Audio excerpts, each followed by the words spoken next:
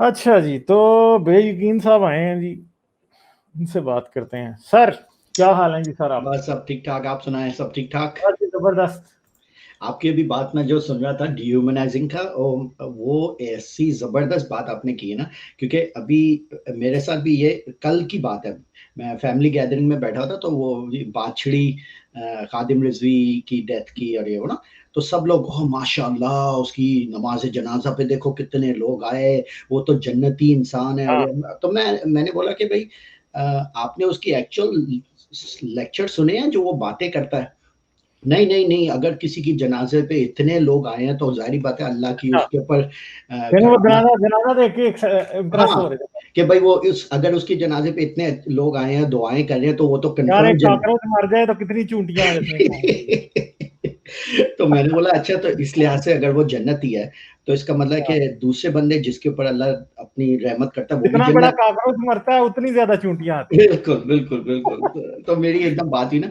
अच्छा, वो लोग जो है ज़रा नवाज़ शरीफ, आपको पता है ना पाकिस्तान का प्राइम मिनिस्टर जो जो था, हाँ उससे बड़ा नफ़रत करते हैं। तो मैंने बोला नवाज़ शरीफ तो फिर इसका मतलब अच्छा इंसान हुआ ना? कहते हैं नहीं हाँ। वो तो बड़ा कमीना, वो ये है, वो है, उसके बारे में शुरू। मैंने बोला लेकिन देखो अल्लाह ने उसको खाना काबा में बुलाया है और खाना काबा के अंदर दाखिल किया।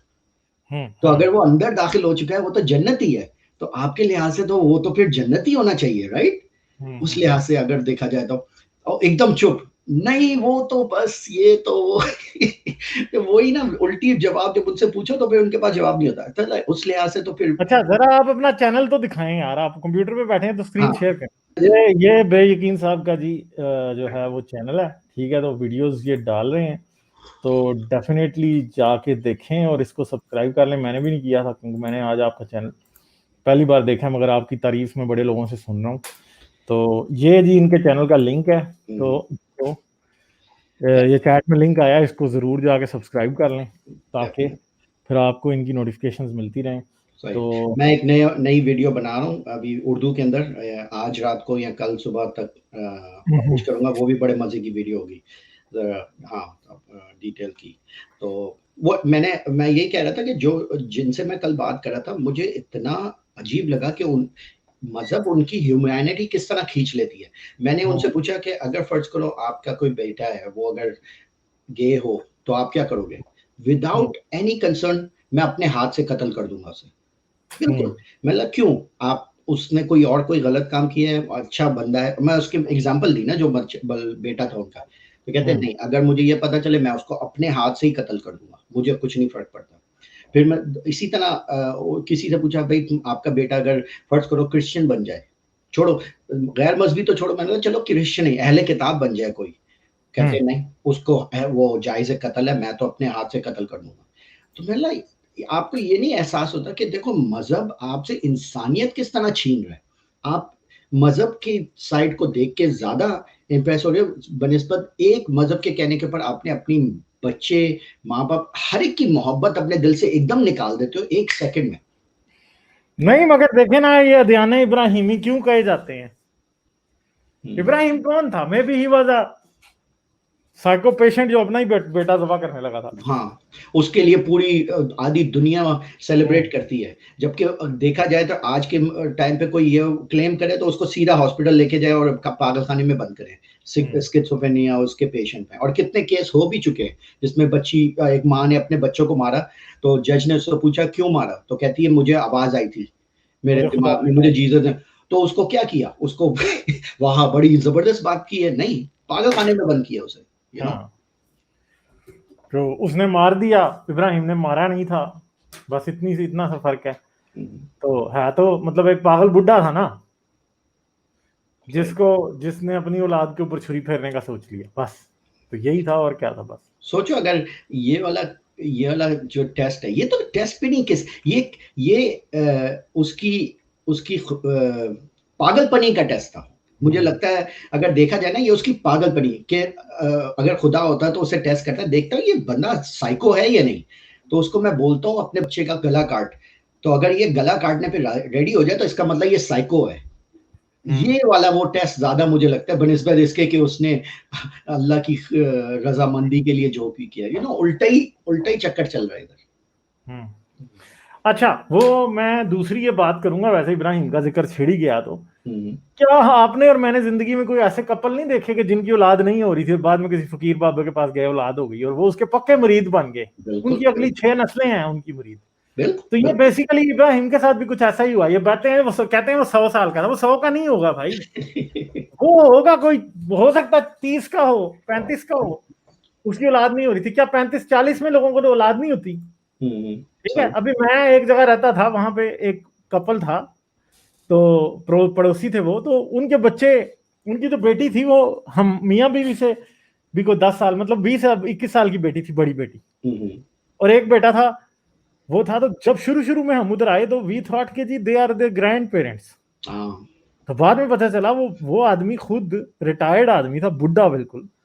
तो फिर पता चला कि ये इनके बच्चे हैं। तो फिर मैंने जब उस बंदे की उम्र का अंदाजा लगाया तो आई थॉट कि may be they would have had their kids. दोनों मियाँ भी बहुत बुढ़े थे, सही तो सही। डेफिनेटली उनके बच्चे। फिर मैंने पूछा, मैंने कहा तुम्हारे बच्चे अडॉप्टेड तो नहीं है? एक दिन खुद ही फिर मैंने किसी और बंदे से पूछा, हम्म, तो उसने मुझे बताया कि नहीं, अडॉप्टेड नहीं है। तो सही उनको 40-45 में मुझे लगता है कि औलाद हुई होगी, क्योंकि बच्चे तो सही। बिल्कुल छोटे हैं, वो खुद मियाँ बीवी 70-70 को पहुंचे हुए हैं। मेरे मामू हैं, मेरे मामू की पहला बच्चा 15 साल के बाद हुआ, और जिस तरह आपने बोला वही हुआ।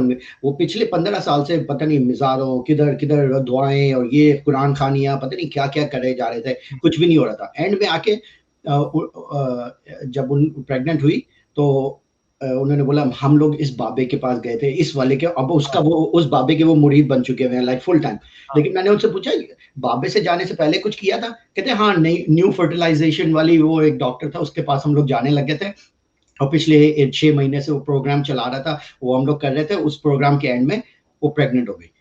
तो हम्म, वो डॉक्टर का नहीं, वो डॉक्टर उनके दिमाग से निकल ही गया है कि भाई डॉक्टर ने जो फर्टिलाइजेशन ट्रीटमेंट उनके साथ की थी उसकी वजह से उनको प्रेगनेंसी हुई है। लेकिन वो जो लास्ट में जो बाबा मिला था वो उनका वो हेडक्वार्टर बन गया है, यू हाँ। नो।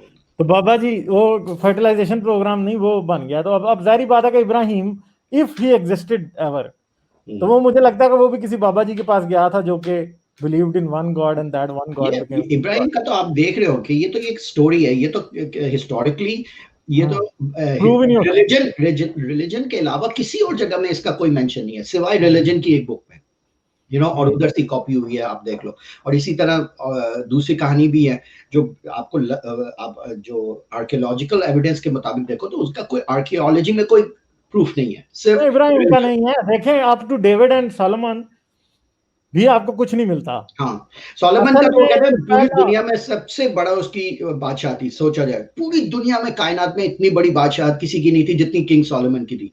कोई प्रूफ है आर्कियोलॉजिकल किंग सोलोमन का, उसकी किंगडम की? और ये कोई भी नहीं, नहीं। नहीं, देखें बाइबल के मुताबिक तो किंग सोलोमन का पैलेस भी होना चाहिए। बिल्कुल। और बड़ी आर्कियोलॉजिकल, देखें फर्स्ट टेंपल का कोई वजूद साबित नहीं होता, second temple was the temple, सही बात। और कोई कुछ भी नहीं है। मैं गया हूँ, मैं पहले मस्जिद हमारे मस्जिद टेंपल अक्सा गया हूँ, और उसकी जो बेसमेंट में पिलर्स हैं, मस्जिद अक्सा की बेसमेंट में अगर आप जाओ ना, उधर उन्होंने काफी बनाई हुई है एरियाज जिसके अंदर आप जाके जो ओरिजिनल जो उनका सेकंड टेंपल है उनकी बुनियादें देख सकते हो, और वो आपको नजर आती है। लेकिन फर्स्ट टेंपल का कोई उधर कोई रेफरेंस नहीं है। हम्म, तो वो तो सेकंड टेंपल उनको मिलता है, सेकंड टेंपल था। फर्स्ट टेंपल सोलोमन का, it probably never existed, because हमारे पास कोई एविडेंस नहीं है कि सोलोमन एवर एग्जिस्टेड।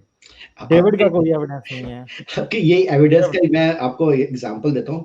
जब मैं गया था ट्रिप पे मस्जिद अक्सा में, तो हमारे साथ डॉक्टर यासिर कादरी थे। अच्छा, वो हमारे शेख थे, वो हमें बता रहे अच्छा, थे, लेक्चर दे रहे थे।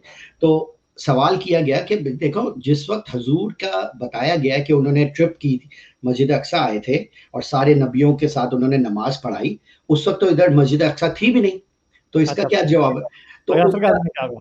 उसका उसका जवाब बड़े मजे का यासिर कादी ने दिया। यासिर कादी कहते हैं कि देखो असल में हुआ यह था कि जबकि उस टाइम पे जब हजूर आए उधर, तो अल्लाह की कुदरत से मस्जिद उनको नजर आई और सारा कुछ सेट हुआ हुआ था, और उसी मस्जिद में नमाज पढ़ी, जबकि उस वक्त में था नहीं, क्योंकि अल्लाह के सामने वक्त का कोई तकाजा नहीं होता। तो वो टाइम, जबकि वो उस टाइम पे मस्जिद थी भी नहीं लेकिन फिर भी मस्जिद थी, और ये वो ना बड़ा घुमा फिरा के बड़ा मजे का उन्होंने जवाब दिया ना। अच्छा, तो उससे ये पूछना कि नमाज कैसे पढ़ी, हालांकि नमाज तो मेराज पे फर्ज होती है। नमाज तो वो लोग कहते हैं कि हजरत आदम से लेके ही नमाज हो रही है, हज़रत नहीं आदम मगर नमाज़ी मसले थे। मसले देखे ना, अगर अगर रसूल अल्लाह को नमाज पढ़नी नहीं आती थी, रसूल अल्लाह ने कैसे पढ़ी? क्योंकि तारीखे सॉरी सीरत इब्न हिशाम में ये लिखा कि फिर आता था जिब्राइल, वो आके रसूल को नमाज सिखाई थी उसने।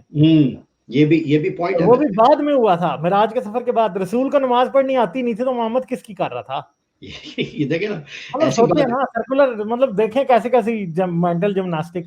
अच्छा वैसे मुझे ये बताएं, अब आप तो यासिर काजी को, मेरा ख्याल है आपको थोड़ा उसका, यू नो हिम, तो ये जो सारा पीछे तमाशा हुआ है, डू यू थिंक कि यासिर काजी नोज और बिलीव्स के इस्लाम जो है it is a man made thing, और कुरान जो है वो मैन मेड था? हम्म, तो यासिर वो कादी को कहता है कि जी there are a huge loop holes in the traditional narrative of collection of Islam, compilation of Islam, इसके कुरान। यासिर कादी को मैं पर्सनली जानता हूँ। उन्होंने एक प्रोग्राम सेट किया था मस्जिद अक्सा और जॉर्डन का ट्रिप के बारे में, तो उसमें हम लोग साथ में गए हुए थे। लाइक मैं पर्सनली नहीं जानता, लेकिन उनसे मिल चुका हूँ काफ़ी दफ़ा। तो जहाँ तक यासिर कादी का, मैं आपको बताता हूँ मसला क्या है उस बेचारे के साथ, कि ही इज़ अ एकेडमिक। जब हाँ एकेडमिक हो जाता है और वेस्टर्न सोसाइटी में और वेस्टर्न यूनिवर्सिटीज़ में बंदा पढ़ता है ना, तो फिर उसको इंटेलेक्चुअली ऑनेस्ट होना पड़ता है। यू नो, अब ये जो अल अज़हर यूनिवर्सिटी सिर्फ पढ़ के आते हैं, उनको इंटेलेक्चुअली ऑनेस्ट करने की जरूरत नहीं है। कि जहां तक मजहब का ताल्लुक आता है, उनको कहना पड़ता है हाँ बस अल्लाह ने जो कह दिया कह दिया। लेकिन जब आप वेस्टर्न सोसाइटी में आके वेस्टर्न एजुकेशन लेते हैं ना, तो उसमें इंटेलेक्चुअल ऑनेस्टी बहुत जरूरी होती है। चाहे आपके खिलाफ भी बात जा रही है, आपने उसके अगर इंटेलेक्चुअली ऑनेस्ट हो तो आपको अग्री करना पड़ेगा। तो उसमें मसला ये हो जाता है यासिर कादी को, कि वो जब देखता है कि एविडेंस उसके सामने मैच नहीं कर रहा, और दूसरी साइड पे उसको मजहब बता रहा है नहीं बस मान लो जैसा भी है बस मान लो, तो वो फिर वो कॉग्निटिव डिसिडेंस आ जाती है। तो आप जितने भी यासिर कादी की पिछले 1 साल की वीडियोस देखें, तो आप देखोगे कि उस वो बड़ा मुश्किल करता है। और अब मतलब उसके माइंड में सारा एविडेंस है कि जो कॉन्फ्लिक्ट करता है उसके साथ, जो रियल स्टोरी बताई गई है इस्लाम में और जो एक्चुअल एविडेंस है वो कन्फ्लिक्ट करता है। तो आप देखो उसके लेक्चर में, जब अजूज मजूज की उसने लेक्चर बनाया था कि ये ज़ॉम्बी हो सकते हैं, जब उसने वो बनाई थी लेक्चर के भाई ये जो तुम लोग कहते हो कि इस्लाम मोहब्बत से फैला है, मोहब्बत से नहीं फैला, जंगों से फैला है, उसने पूरा क्लियर बोल दिया कि ऐसी कोई बात नहीं है। ये हिस्ट्री तुम्हारी वेरीफाई करती है कि प्यार मोहब्बत से नहीं कोई फैला। हाँ इस्लाम बिल्कुल, यू नो तलवार की तलवार नोक से पे पढ़ा। पहुंचा है। और भी उसकी जितने भी लेक्चर है उसमें वो बेचारा इंटेलेक्चुअली ऑनेस्ट रहने की कोशिश करता है। और खास तौर पे ये जब मोहम्मद हिजाब की आपने वीडियो देखी, उसमें तो वो बेचारा बार बार कह रहा था अखी आई कैन नॉट, बस छोड़ दो इस बात को इधर, अखी मैं झूठ नहीं हाँ बोल मोहम्मद सकता। जहाज ने उसको इतना तंग किया है ना असल हाँ, में। आप देखो वो बार बार यही कह रहा था अखी हाँ बस कर दो, मैं झूठ नहीं बोल सकता, मैं बोलना नहीं चाह रहा झूठ, लेकिन वो बार बार उसे उंगली दे बार बार वो कर ही जा रहा बोले है। हाँ। और बाद और में मोहम्मद जहाज ने पूरी कैंपेन शुरू कर दी उसके, हाँ नहीं मतलब वो मोहम्मद ये जहाज सब भी जो है ना, अब मुझे ऐसे लगता है कि he is a big fool with a very small brain. मुझे ऐसे लगता है वो मोहम्मद बहुत हिजाब। स्टूपिड है भाई, तू ना जा उधर, वो कह रहा है तुझे, आखिर और में वो उसको बोलना पड़ा, जारी बात है। बार बार उसने कहा, और एंड में आके उसने ये कहा था आखिर अगर मैं चाहूं तो मैं इसके बीच में मैं कहानियां बना सकता हूं, लेकिन तुम्हें पता है मेरी पॉलिसी कि मैं कहानियां नहीं बनाता। उसने ये हाँ कहा था उसे। हाँ फिर भी कहता है अखी it is not wise, it is not wise, इस चीज को छोड़ दो, इस चीज को छोड़ दो। वो फिर भी कहता रहा बताओ बताओ, अगर तुम्हारे पास ब्लैंक मसफ हो गए तो उस पर तुम क्या लिखोगे। उसके ऊपर आके उसने बोला था कि इसका आंसर सिंपल नहीं है, तो कहता है इसका आंसर तो सिंपल होना चाहिए कि भाई हाँ। कुरान वही है जो हमारे पास है। कहता है नहीं क्योंकि यासिर काजी को पता है कि कोई भी स्टोरी मैच नहीं करती नहीं इस्लामिक मतलब स्टोरी। इस्लामी तारीख तो ऐसी है ना कि इसमें तो भाई मसला ये है कि आजकल के जो हिस्ट्री एक सब्जेक्ट है, हिस्ट्री एक रिसर्च का सब्जेक्ट है, एक रिसर्च का मेथड है। रिसर्च का मेथड ये है कि एक हिस्टोरियन ने तारीख लिखी, आप और मैं उस तारीख को पढ़ रहे हैं। अब उसके साथ आज तारीख सिर्फ किताबों से नहीं पढ़ी जाती, सही आज सही। तारीख जो है वो आर्कियोलॉजिकल एविडेंस से साबित की जाती है। हिस्ट्री जब आज का हिस्टोरियन हिस्ट्री लिखता है, पुरानी हिस्ट्री भी आज का हिस्टोरियन लिखता है। वो कैसे लिखता है? वो 3-4 हिस्टोरियंस की हिस्ट्री उठाता है, उसको आपस में मैच करता है, आर्कियोलॉजिकल एविडेंस देखता है, फिर एक कंबाइंड नैरेटिव बिल्ड करता है, जो सच्चाई उसको बीच में से नजर आ रही होती है। क्योंकि होता क्या है कि कोई भी रिलीजियस डॉगमेटिक पर्सन जब हिस्ट्री लिखता है, वो लिख रहा है तो उसके अंदर क्या है, बायसनेस इन्वॉल्व है। बिल्कुल। आज के हिस्टोरियन हिस्ट्री पर रिसर्च करने वाले का काम है उसके नैरेटिव को बायसनेस से अलग करें। तो अब होता क्या है कि अब ये कहते हैं जी हिस्ट्री, इनकी अर्लीस्ट हिस्टोरिकल अकाउंट कौन से हैं? इब्न हिशाम। इब्न हिशाम कब कब लिखता है? 212 में कंप्लीट होकर उसका वर्क सामने आता है। और ये भी याद रखें कि 212 का आपके पास कोई भी मैन्युस्क्रिप्ट मौजूद नहीं है। तो मैन्युस्क्रिप्ट जो अर्लीस्ट मिलने शुरू होते हैं, शायद इब्न शाम का अर्लीस्ट मैन्युस्क्रिप्ट शायद 500 साल पुराना भी ना हो।